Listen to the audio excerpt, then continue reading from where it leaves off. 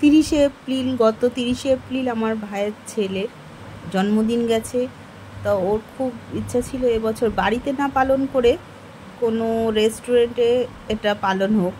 তা ওর আবদার রাখতে ভাই সবাইকে নিয়ে গেছিল একটা রেস্টুরেন্টে। সেটা হচ্ছে বিরাটি আর মধ্যমগ্রামের মাঝখানে। ওটা হচ্ছে এক শেরি পাঞ্জাব, যেটা যশোর রোডের ওপর। সেই রেস্টুরেন্টে গেছিলাম এবং সেখানেই ওর জন্মদিনটা পালন করলাম আমরা। হ্যাপি বার্থডে বাবা। যেখানে কাটো একদিকে কাটো না, প্রিয়াংশুকে কাটো না, মাঝখানে ভাই। আচ্ছা ছাড়বে কিন্তু রাত্রিবেলা সব স্মৃতি থাকতে হবে।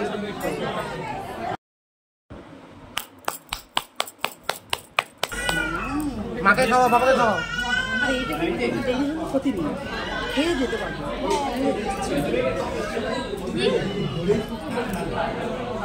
আগে বাবা মাকে খাওয়াতে হবে।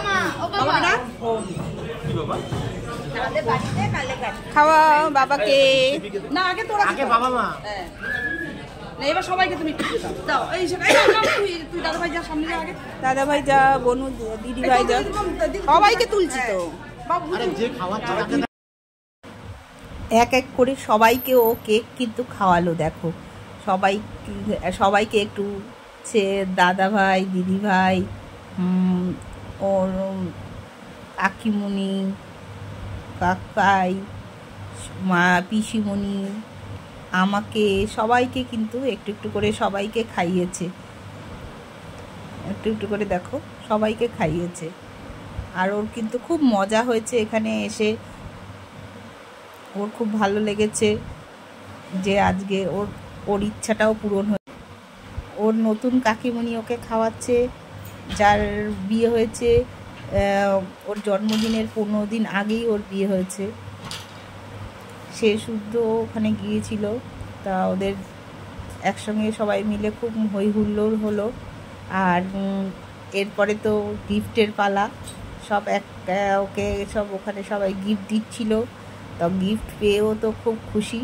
সবাইকে দেখতে পাচ্ছ কেক কাটার পরে ওকে সবাই এক এক করে ওকেও খাইয়ে দিচ্ছে। দেখো এটা ওর কাকাই ওকে খাইয়ে দিচ্ছে। তারপরে ওকে সবাই এক এক করে গিফট দিচ্ছে।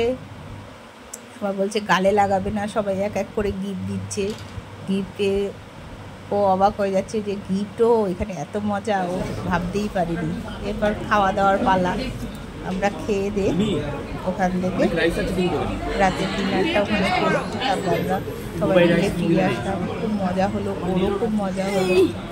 বললো এবছরের মতন কোনোদিনও ওর নাকি এত আনন্দ হয়নি, তার সামনের বছরও যেন এরকমভাবে হয়। তোমরাও